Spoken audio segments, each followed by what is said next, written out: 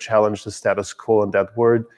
It's a great word. We use it all the time. Let's make it harder. Let's make it softer. What is there really to talk about there?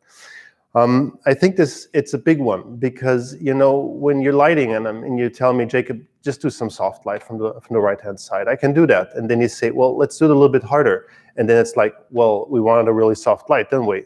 What do we want to do now? No, we just want a little bit harder.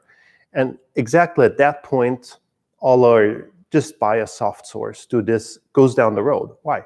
Because suddenly you're not about a word, you're wanting to go somewhere. You have something precise in mind that you want to get to. And then it's not about the word soft anymore. It's about, give me this just a little bit harder. I want the shadow a little bit more detailed. And all of a sudden, it's not enough anymore for me to say, I set up a soft light. All of a sudden, I have to jump into your world, right? Into your bubble, the way you see things. And I'm out of mind what is a soft light for me. And that's, I think, is the most exciting part about the whole process. Because what it's all about is to get into that mode that you're in as a gaffer, especially, to see what is soft light for you, or where do you want to go with this? And from that point on, I have to learn the nuances. I have to understand how I can take a soft light and just make it an inch harder, make it an inch softer.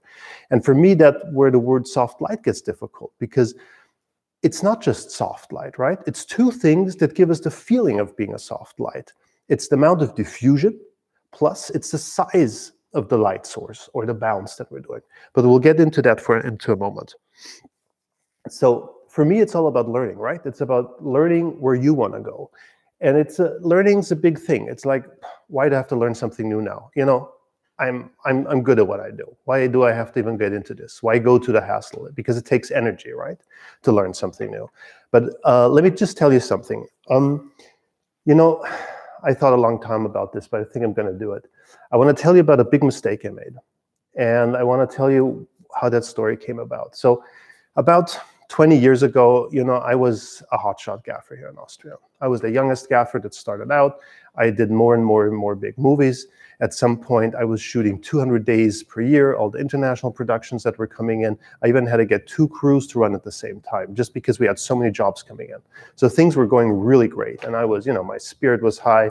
I was able, we were able to afford a house, to get a mortgage on that. So life was just really pushing on. And I was in a part of my life where I say, hey, there's nothing else to learn. I'm just a really great gaffer. And what to do? I'm shooting with this awesome DP, Christian Berger, and we're working with his reflectors idea. I'm doing other big commercials at the same time. So things are going really great. And then this Angelina Jolie movie came along, which was a big one because, I was used to shooting movies here in Austria, around Austria, but always, European productions. So I thought, well, I know how to do this. I handled budget as this size, broken down into longer TV shows or whatever. And when we started to go down to Malta, and as we started the whole process of rigging and prepping the whole thing, I really noticed that I was a big step away from where I just came from our little European Vienna city right here in the center. That was a huge international big world out there. It felt like being in a boxing ring every day and just being punched, just in having discussions, because everything was culturally so different to what I was used to, because, those big movies are made to make money. And so everything is set up at a completely different level of talking about and just spending, state money to do stuff. So I got there, I just remember 1 week into the prep time, I had the feeling for the first time I was able to get my way with the producer, where I think what was necessary to do. I was just being pushed down. So I was learning and getting there. And the crazy thing was, as much as there was, I was just trying to, find my position in this whole thing. As soon as we got to set, it was in the center of a hurricane. I knew exactly what I was doing. I was at my best. I was lighting. I could do perfectly what I needed to do. But what was new for me was the whole cultural difference in how to talk about film and how to prep movies in that kind of a big way and what stuff to look out for. So that was a big thing. And when the movie was over, I really had for the first time the feeling I really accomplished something in my life. I did my first big Hollywood movie. And at the same time, I had the feeling what we were doing with Christian's idea of the reflectors. For the first time, it was like, wow, it's not just, Christian artsy movies, we're doing this, even, if they're getting big acclaim and stuff. We're in the big commercial world, and actually we can use these reflectors. And, we were working with local manufacturers to get them done, but it wasn't there where I had the feeling where it could go to really make it into a product. So, this thing was to say, let's start the light bridge. Let's get this going. and the whole manufacturing, getting everybody to help in, you know, asking everybody on the crew who wants to help out to get this company going was a big thing. So, you know, it was great. And at the same time, I was feeling, how do we now know how to build these reflectors? Let's say we already know how do we sell it? I had no idea. So I was looking for a partner to sell. And luckily, Christian knew somebody who, since a long time, who said, look, you know, I'm a big manufacturer myself, but, you know, I can help out. I can do the sales for you because I sell a lot of products. And for me, it was just great. I don't have to learn anything about selling. I can concentrate on lighting. I can concentrate on manufacturing, and off I go. So, of course, didn't take too long till I got this earth-shattering email I will never forget in my life saying, can we turn up the volume a little bit more? Am I too quiet? I'm sorry. I can do the microphone as an easy one. Oh, wait a minute. I can do this. Give me a second. Let's do it like this. So I hope the volume's better now. So getting back to my part where I got this email saying, you know, Jacob, it's been a pleasure, but we decided to do our own version of your reflectors. And, you know, it's best to go back to just being a gaffer. It's not for you, the manufacturing world. Let's not do that. And that was the biggest hit I've ever taken in my life, getting that email, because we were so set up and we saw that the quality was right. We really had the feeling of passion to go out there. And to get something like that is just shattering. But if you look at it, what was my mistake there? It's not about somebody else copying me. It's not about doing that. It's about, what did I do wrong? What I did was I leaned back and said, oh, I don't have to learn something. Somebody else can take care of that. So what I did there was, and you know what even is the bigger mistake than just saying, oh, I made a mistake, is not learning from it. So the hell I did that. I said, okay, if this is what's going to happen, I'm going to learn how to sell. I'm going to take this company. I'm going to fly to Los Angeles for the first time in my life, meeting people I don't know, go in there, shake hands, and start learning the business. And you see, 5 years later, I must say, I think we did something right, because now somehow this guy who's been copying us is saying we're copying him. So I guess we really did something right along the way. And what I'm most proud about is what I learned from it, how I grew as a human being, was seeing I have to constantly learn. I have to constantly be in a position where I continue to do things, where I continue to push the envelope. And you see it in the products. What we do here every day at the Lightbridge is, how can we make this better? How can we improve? What do you guys need? Trying to get feedback out of it. And even if I'm tired at the end of the day and it's really a new job for me to learn, I'm pushing. I'm pushing and pushing. And everybody else here is pushing too. And we really strive on that. And I'm sure you know this feeling too, when you accomplish something and you had to go those 10 miles more than actually you had a feeling you could ever do in your life. That's really where you feel, okay, this is me. I'm really getting somewhere in my life. And I feel the same way is about lighting when working with DPs too. When you work with DPs, you just say, give me a soft light from the side. I'm fine. When's lunch break? Let's go home. Nothing special comes out of that. Some jobs, it might have to be that way. But in a general mode, to find something, even the most boring job out there, to say, what can I do to become better today? What can I do to learn today?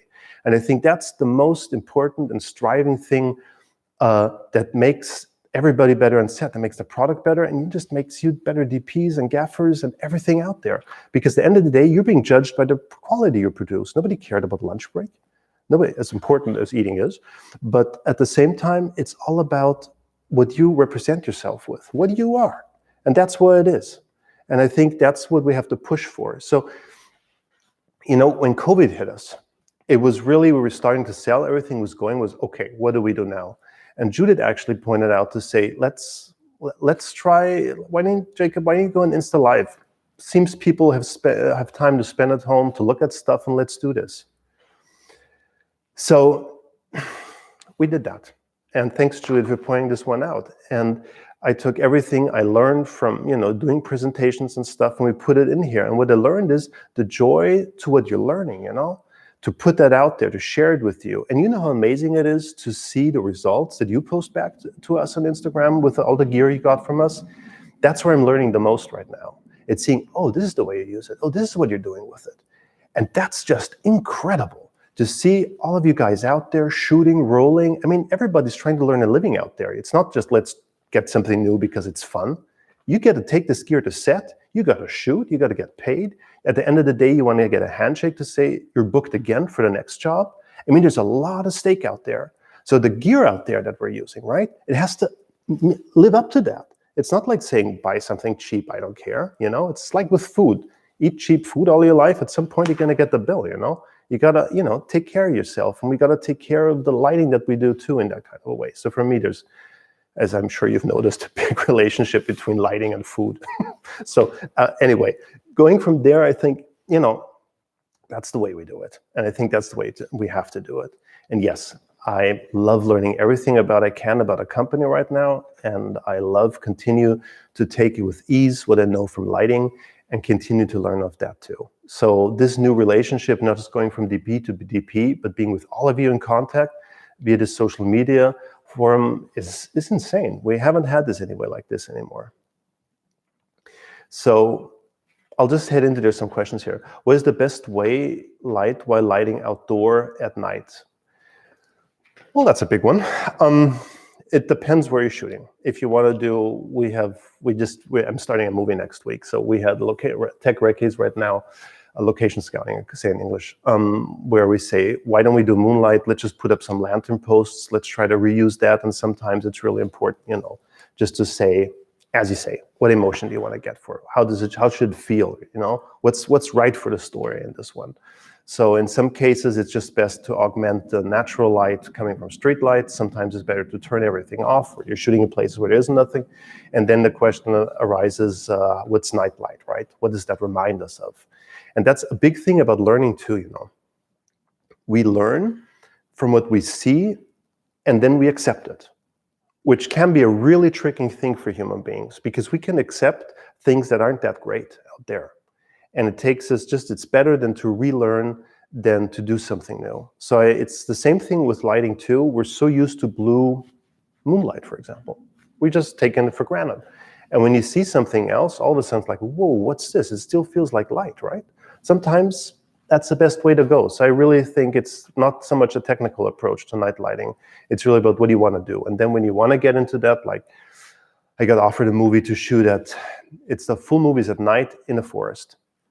So that's a tricky one. So that's where the craft comes into, to understand what does backlight do, how can you do front light in the really back part of things. So that's where it starts to get into the craft of stuff. But first of all, that's the way you have a gaffer, right? And if you're trying to be a gaffer, see, you know, what guys are around you and what he can do to test. And I think that's a big one too, because testing in the beginning years, when I was starting out, I always wanted to test.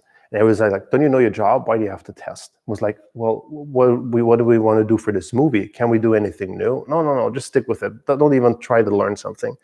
And the bigger movies I did, the more common it was, because there it was clear that we had to push the boundaries. We had to be better than the rest. And all of a sudden, testing wasn't a thing. And testing doesn't mean that you don't know. Testing means you're trying to find out what is right between you and what you're trying to achieve. So it's always something that we have to do all the time anyways. And I think it's a great way to learn too. Like we just did a lighting test the other day, and I never really used a lot of black silks. And this whole movie should be really, really dark. And it was all going back to the idea of saying, how doesn't it look lit? And I remembered in the American Cinematographer, there was an article about an alien movie, and they were doing like miniature works, and was like, how do you create light in space? You know, it's pitch black and there's one light source. How does it feel really nice? And I think they were really testing for a long time. At some point, I think it was per accident, somebody was walking by with a huge piece of black wrap that the light was bouncing in, and all of a sudden, you know, it looks perfect. So I went back to that, and we went back to testing with black silks.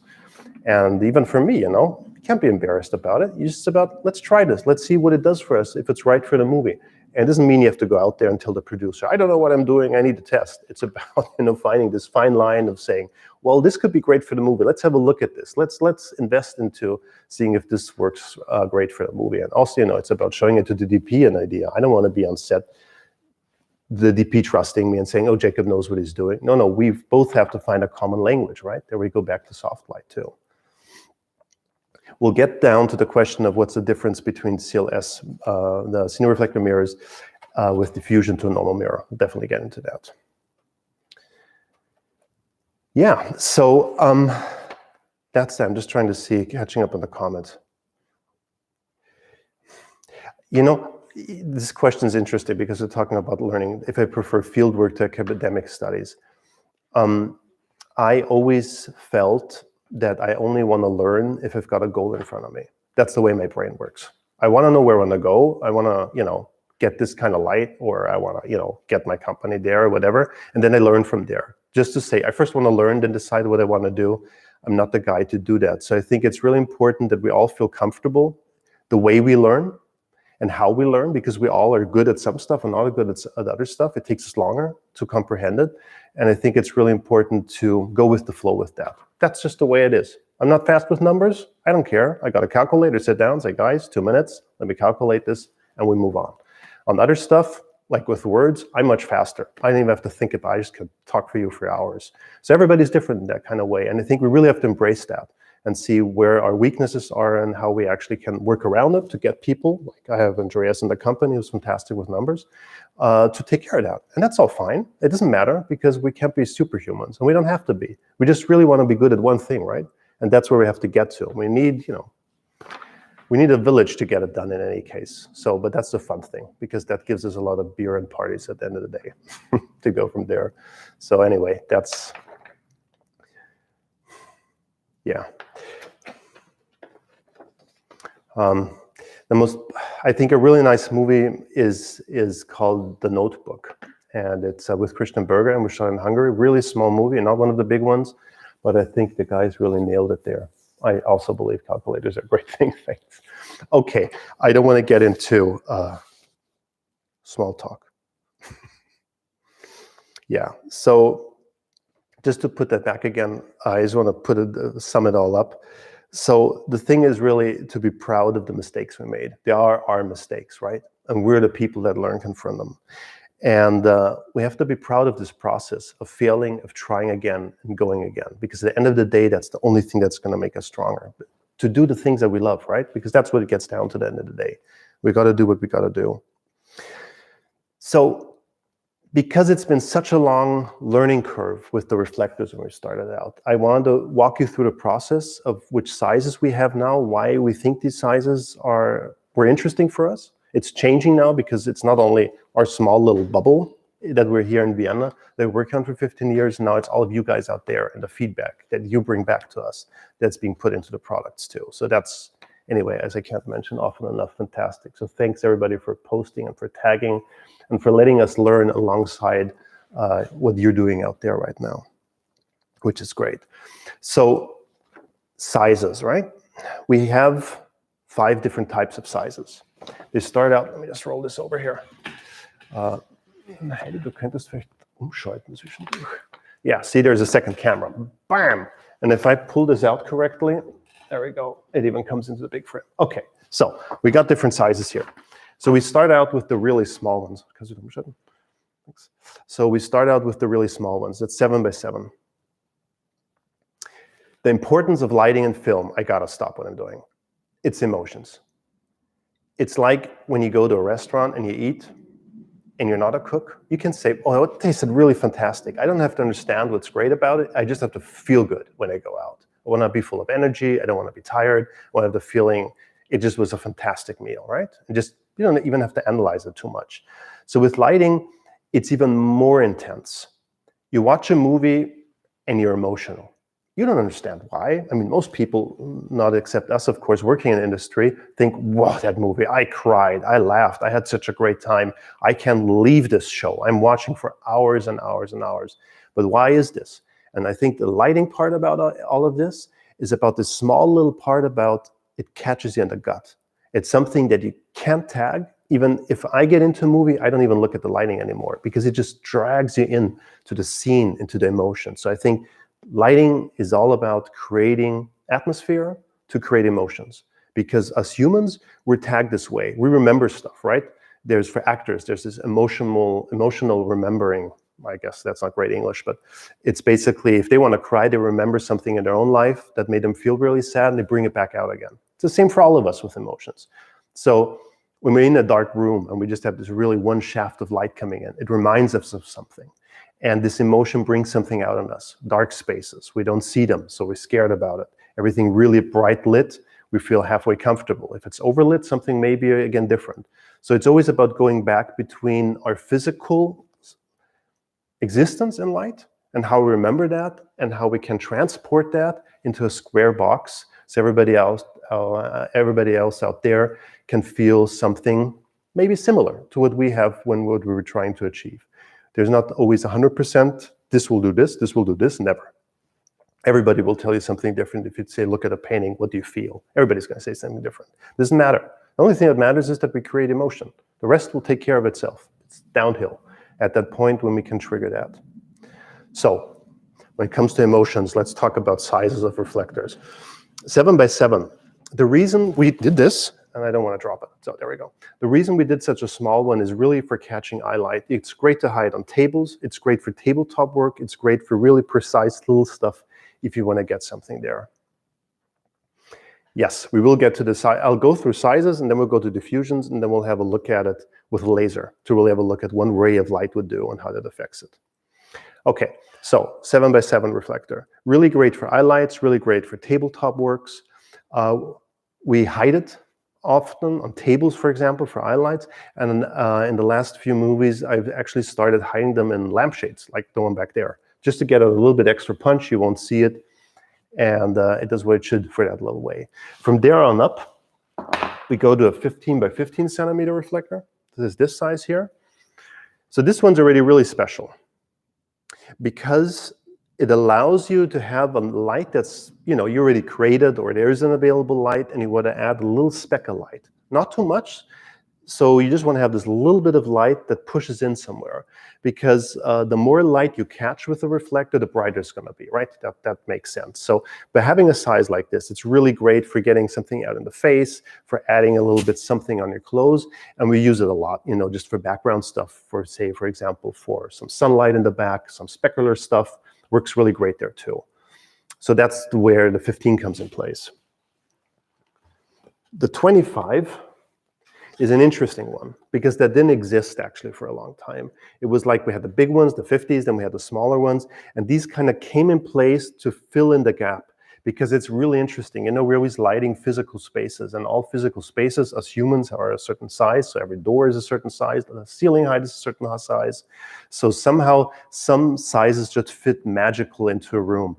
And I'm sure Martine from Matthews could talk for hours about that. What sizes of butterflies fitting great into spaces, walk them through doors. They don't walk through doors anymore. So all of a sudden this plays in. So the 25 actually came right in handy between the smaller one and the bigger one. So sometimes you say, I just want a little bit more, I want a little less. That's exactly where it's going to fit in there. So this is really great actually for faces, because it already has a certain size, so it doesn't feel too specular, because shadows of noses and stuff you got to take care of. So that's great there. Also great if you just need a little bit more punch in the background. So the 25 is, I feel, an in-between size that fits in. If the big one's too big, the small one's too small. Okay, so there we go, 50. So this is obviously the workhorse here. Why? It's bigger than, as stupid as it sounds, it's bigger than my face. So what does that mean? It's going to wrap around a little bit more. And we'll get into that when we talk about diffusion and sizes more. But in all, it just is big enough to really light a face. It gives you enough punch actually to already start lighting in through windows, which is a great thing to do too, because you've got available light, daylight coming in, and you just want to add some punch. 25 is never going to be a big enough surface to actually push the light into that. So the 50 actually is really helping on that way. Lighting in from outside, giving you some window light, at the same time giving you already a nice big soft surface if you want that for the faces. So there's the 50. As of there, you see in the back is the big one. That's the 100x100 centimeter reflector.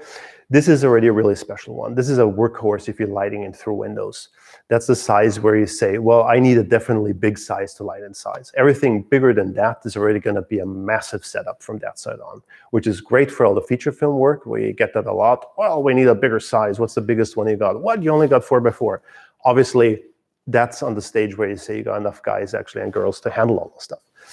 But it's great also for wraparound. I use them actually a lot in rooms too, because they're on nice little stands with rows, so it's great to move them around, and it gives you a big enough surface. And remember, the way they're engineered, those surfaces, they're not going to give you any spill light, so you actually can pull off doing something big. I'm sorry if YouTube stopped working. It's still working here with us. Hi, Brandon. I'm sorry. Yeah, it says it's still running here. Maybe it's recording it, and then when we post it, it's going to be back again. Sorry about that. I wouldn't see what's not working at the moment. Okay. So there we go, all the sizes from the 7x7, doing some small, really nice work, up to the porchway stuff and lighting through windows with the 50x50, and then going all the way up to the meter by meter to lighting through windows. Also used for interior work, which is great, and you can use them for faces as well, obviously. The bigger, the better at some point. So let's get into diffusions.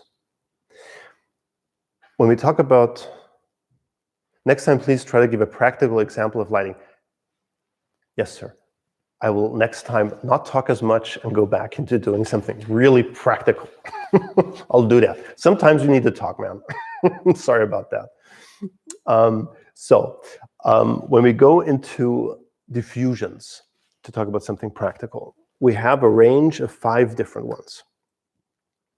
What does that mean? We have the range between a mirror replacement, diffusion 0. The reason I never thought we would do something like that, that's something that came back to us of saying, look, guys, real mirrors break, they're heavy to transport, it's glass, so there's this whole issues evolved with that, and people want to move out of that, which I totally get. So that's the reason, because we are actually, I'm proud of that, we're really good enough in the manufacturing process to really get it down to that level where it actually is like a real mirror. It's not going to be as 100% perfect as a real mirror. I want to say that real clear too, because there is nothing else you can do than what happens in the glass process. So whatever we do with our process, with the gluing and the manufacturing of it, is almost as perfect. So we tested with an IKEA mirror next to each other, and you can look it up on the old videos too, where there are more practical approaches to this. And you can see it's like a real mirror. It actually gives you more output too, because the light doesn't have to go through glass anymore to come back out again. So it's a great tool. It's going to scratch on you. Glass doesn't scratch on you. So there is always that up and down side of it.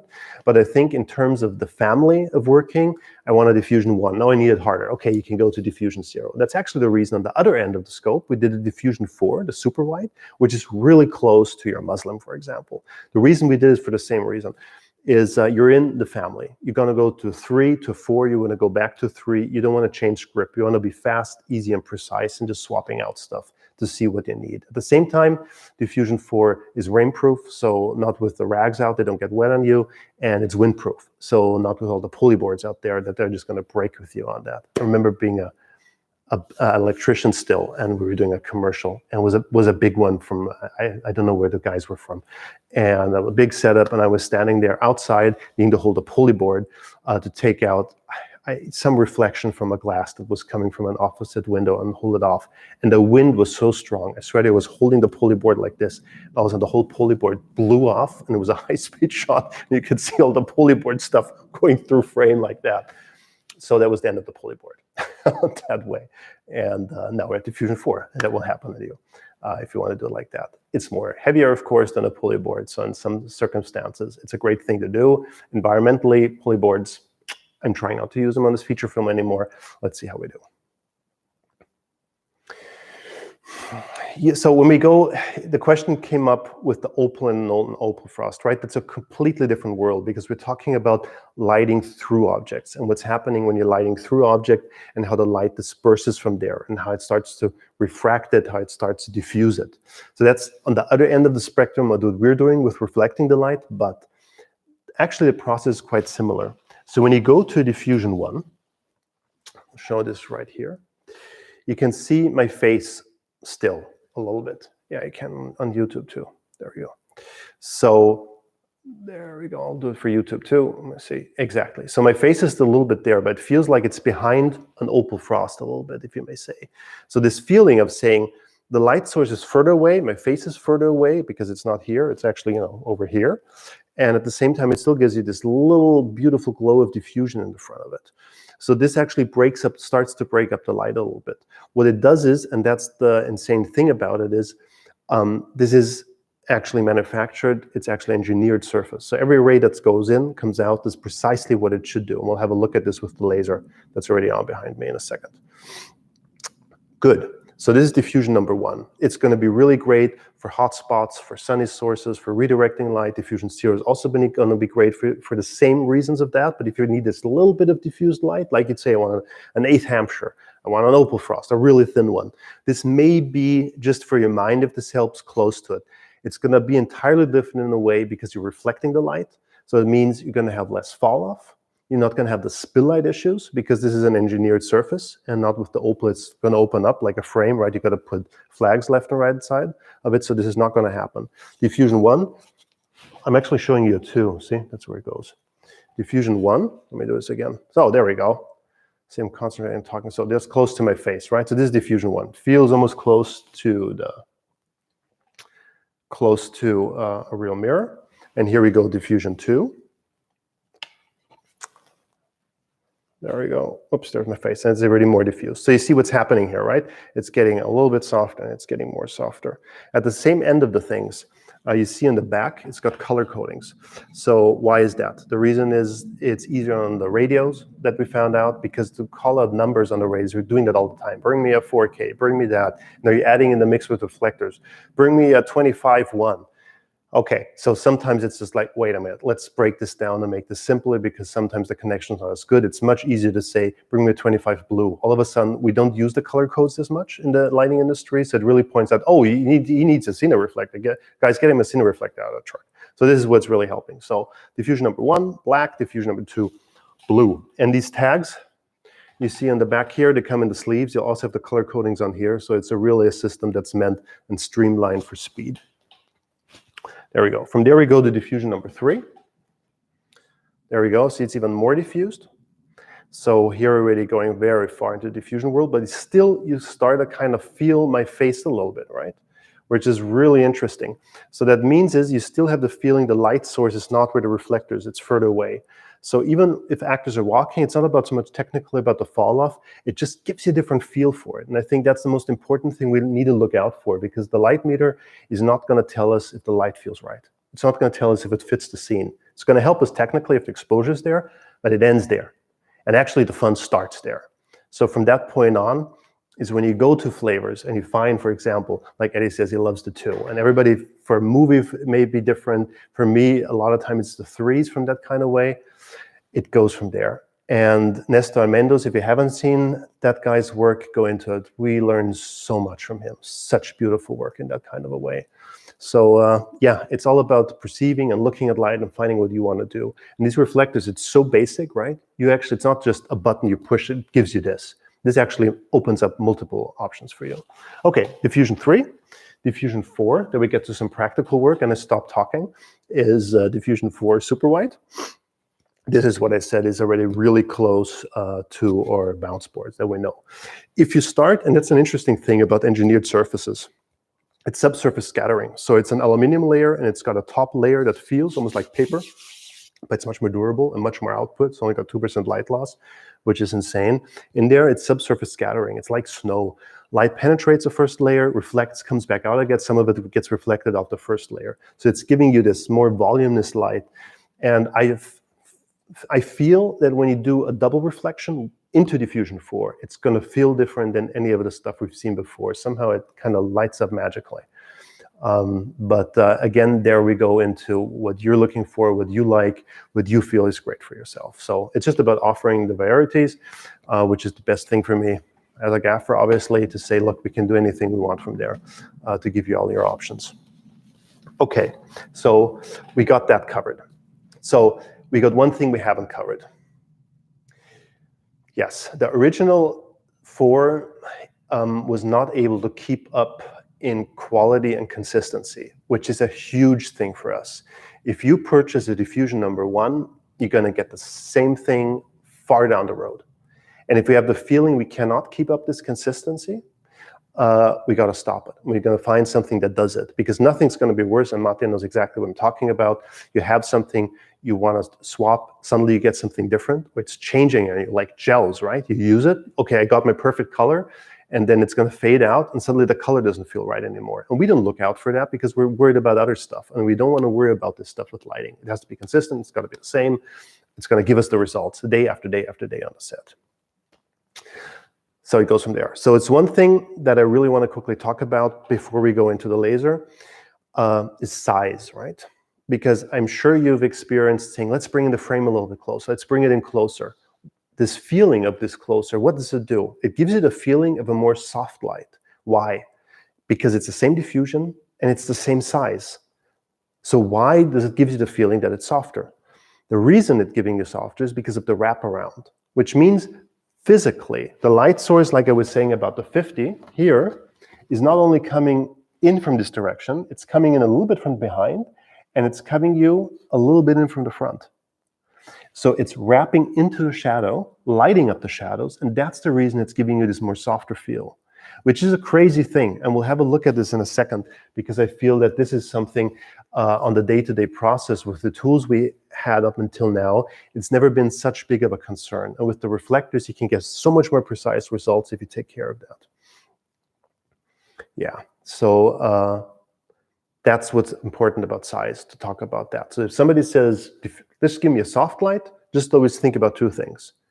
How dense is the diffusion? How big is the size? Because just think, I want a big source, 12 by 12 butterfly, let's put it on. You bring it in, and suddenly it's a hard shadow. Well, why is that? It's really far away. But bring in a small 6 by 6 really close, it's going to feel much softer than a 12 by 12. Yeah, and that's the reason, because the 12 by 12 is so much further away than the 6 by 6 that's closer. So that's something also to look out for the reflectors. When you say, oh, I want it softer, I want it harder, it does depend on the size too. So diffusion 3, 7 by 7 is always going to give you a hard light, right? Bring in a 50 by 50 really close diffusion 3, it's going to give you the soft feel of it. So that's something to play with, the distance of it.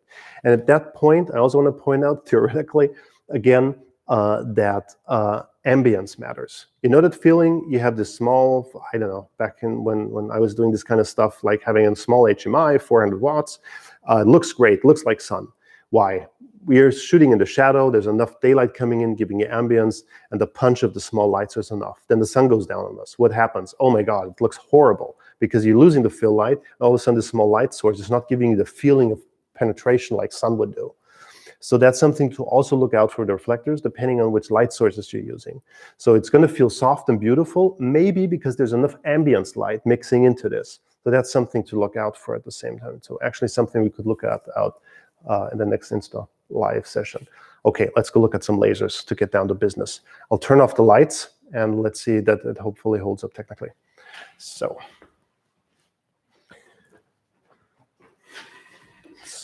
lights are off. And what we have here. So mainly my voice, right? So here what you have is a laser beam.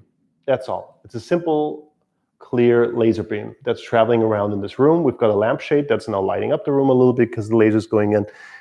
That's about it. So I'm going to push the laser here. I'm now going to take a diffusion, let's say, a 1. Nuller? Irgendwo? An unten, ja. Super. Okay. Ja, irgendein Wurscht, an Nuller. So we're now going to look, he's helping out again. So I'm pushing out the laser.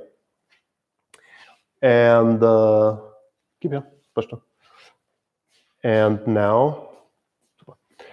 and now I'm putting in, let's see where this goes, a diffusion 0. So basically, what's the difference that we have here right now? At the one point, we have a direct laser. This is like a real spot, right? And I'm going into diffusion 0. It's giving you the same spot, but it's also giving you a streak of light. This is something, because we're really geeking out here, you will never see when using an actual light source. This is only because we're doing like microns of a ray of light, like a laser, that's giving us this. The reason is this is a manufacturing process. The aluminum has to get rolled out. And this is actually what you're seeing, the way the aluminum gets rolled out before it gets surface treated and coated. So this is something you will never see in real daylight, or using it with any light source, because you've got so many multiple rays going into that one reflector, even with the diffusion 0, it won't look any different. So don't get caught up by that. So from there, we go to diffusion 1 black. That was diffusion 0 gray. And what we can see here immediately is, you see how we get that streak again from the rolling process, but at the same time, we're getting already a lot of scattering around it. So this is already diffusion 1, giving us a small hint of diffused light on the side. And everything doesn't matter which size we would go into, because the laser beam is so small, we do not produce so small reflectors. So there we go. This is diffusion number 1. Then we go to diffusion number 2. And here you see what's happening here. This is already giving you a whole lot of diffused light. And at the same thing you see with the rolling of the manufacturing of it, if I turn it, you're still going to see the sliver of light. Like it's already a little bit on a length shade, and if I turn it again, it's going to be horizontally and vertically. See this? You will never or really hardly see this when using a real light source. But in terms of manufacturing process, we're really looking at the nuts and bolts of how these reflectors are being produced. So there we go. This is a diffusion 2, already giving you a nice wide spread of this. And again, just to keep it in mind, we're working off one laser beam. So just one beam of light is spreading in this kind of way, which is kind of insane. So this is diffusion 2. Then we move up to diffusion 3, and I'll just take 4 at the same time. There we go. Okay, look at this. This is diffusion 3. This is already a really wide spread you're getting from this. And again, spill light free light source. So not like putting up a frame. This is really just starting to flood up the room for you, which is cool. And it gives you full control. So I still can pan this around and do whatever I need to do. Okay, so this was diffusion 3. And then we go to diffusion number 4. And you see how the spread in the room is? That's already very intense, because that's already... Ich glaube, kannst du mal umschalten? That's already too dark for the YouTube. Give it zurück, danke. Okay, so that's already giving you the full room of spread, right? At the same time, even if you're using the most diffused surface, you see how the shadows are super hard. I'm actually getting a really cool shadow to show off a Mathilini here. So on the side, this was not intentional. Please look at the lampshade back there. Let me see if I can adjust this a little bit. I'm sure Martine's happy about that one. So there we go. Okay, so here we're flooding the full room. But there's one thing that I really want to point out. You see how hard the shadow is? I'm using diffusion 4. It has almost 180 degrees spread, super diffused, hard shadow. Why? I have a small source, right? That's the reason. So the source is so small, no matter what diffusion I use, it's going to give you a really super hard shadow. Okay, so let's say we go to a bigger surface and say, well, wait a minute. Let's light into a 1 by 1 meter, 100 by 100 centimeter, diffusion 3, and have a look at the shadow. And I'm sure people are screaming.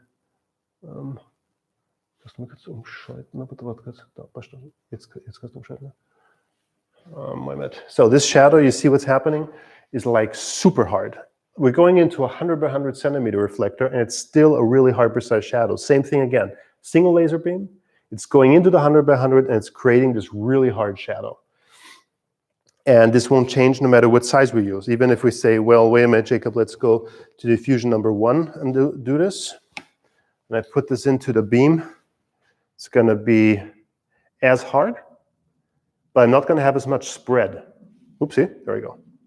So diffusion 1, diffusion 3. See the difference? Still the hard shadow, but much more diffusion, much more spread. So that really proves the point. We need surface if we want to create a feeling of a soft light source. Really important. But let's do this. So for example, if we say now, let's quickly have a look what people are writing. Laser with 95. I tell you, those lasers are coming. They're coming. Okay, get the effect. Okay, I did the same experiment with my CLS. It really helps, doesn't it, in the beginning? Or if I use diffusion 1 mirror, will I get the effect of light by reflecting one source from several mirrors? I'm sorry, I'm not sure I understand the question. Will I get the effect of light by reflecting one source, several mirrors? Yeah, that's the whole thing. If you stick to that, actually a really good point. I'll show you that. So the fall off does not influence the soft light. It just doesn't. Oh, it's way too dark for YouTube. Okay, I'm going back to where I started. So, okay, we got this hard light here. So let's do, for example,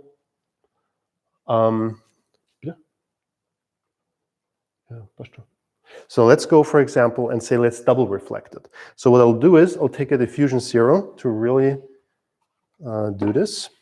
Boom. And I'm going to do a double reflection.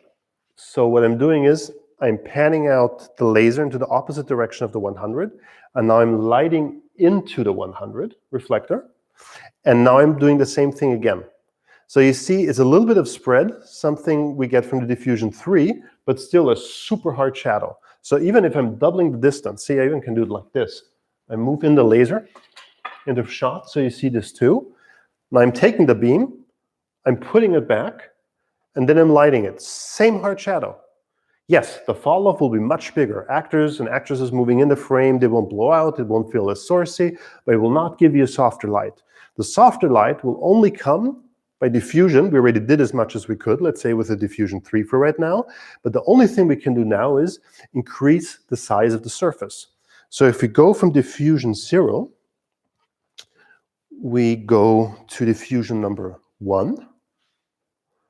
Ooh, see this? It's already starting to get softer on us. I hope the cameras can capture this perfectly, what I'm seeing. So why all of a sudden do we get a softer lampshade? The reason is diffusion 1, as we've seen, already gives you a certain amount of spread. So I'm filling up the 100 by 100 centimeter reflector more. So by doing this, it's going to give us a more diffused light because we're getting more light into the 100 by 100 centimeter reflector. We're filling out more the surface. It's becoming a bigger surface, hence giving us a little bit more wraparound, giving us a softer light. We actually can go further than that. We can go to diffusion number 2. See how soft this light source gets? I mean, this is already looking really nice with the eye because we're filling now totally the 100 by 100. On YouTube, you can see it. So as you can see here, I'm now going to diffusion back number 1. And you can see it on YouTube. So basically, I'm lighting into the 100 by 100 and giving you the shadow. Now I'm going to diffusion 2. I'm really filling up the 100 by 100 now.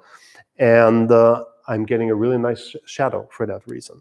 So that's the cool thing about the Cine reflectors too. Only 3% light loss, which means you actually can pull this stuff up with double reflection in this kind of way. Yeah, from diffusion 2, you could go to diffusion 3, but it has proven that if I start to do multiple reflections, I usually use diffusion 0, see it's even softer now. Boom, really soft, beautiful spread. I'm already using a lot of light around the reflector to get you this, but it's giving even a softer light. For multiple reflections, always start light source, number 1. Then you go to a next harder source. So never use diffusion 4, as I'm just doing right now, into diffusion 3. Why does this not work? Because the light's going all over the place. So go to your light source, go to your hardest Cine reflector you have, diffusion 0, diffusion 1, and then go into your next reflector, going as soft as you need to go.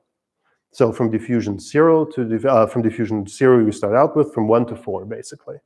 So that's the trick basically to pull it off. So just to show you in daylight, again, not daylight, in more light. Oh my God, this is bright, boom.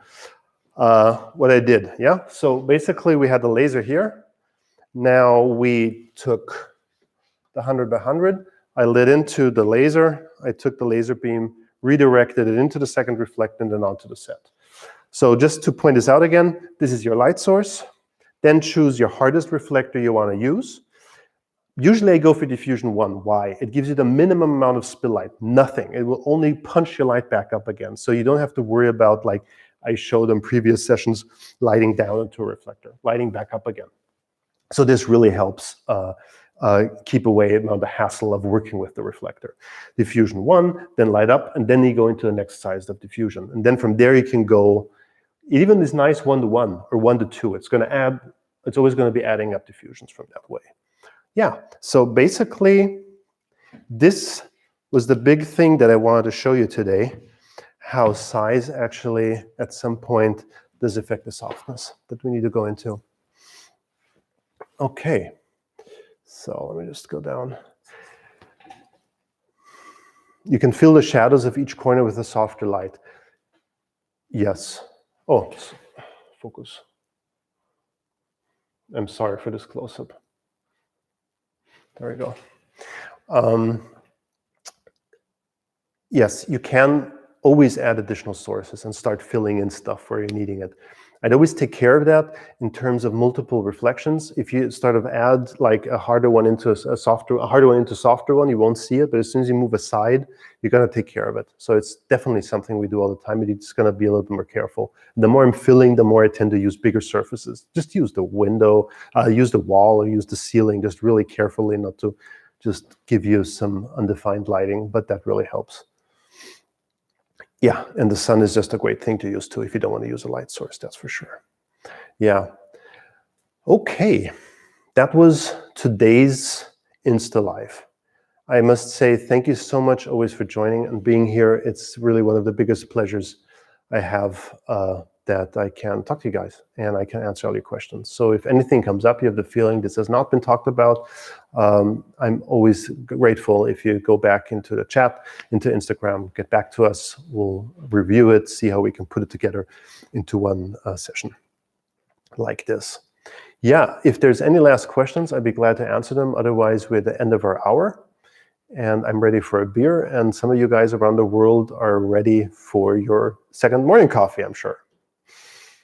And thank you again. Yes, I had a feeling that it's important to not only talk about the lighting, but to talk about why this is so important to be a human being in this world.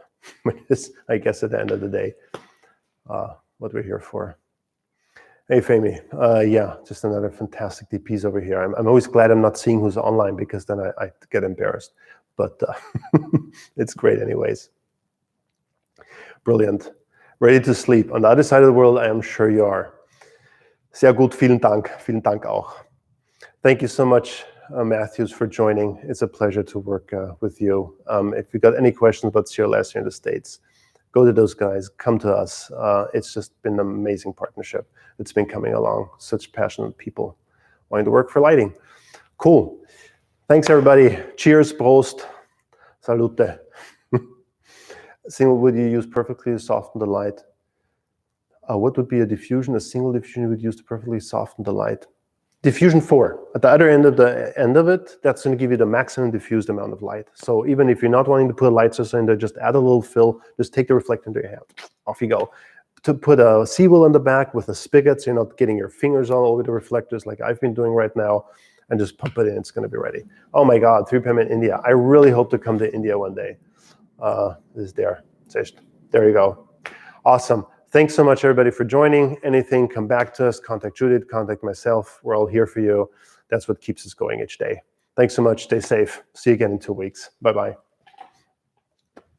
Like it's scratched easily. Are they delicate? Like all tools out there, please do take care. We're trying to actually post some videos on how to take care of the reflectors on that post-scriptum note. Okay, bye-bye. So, and now, share to IGTV, end stream, and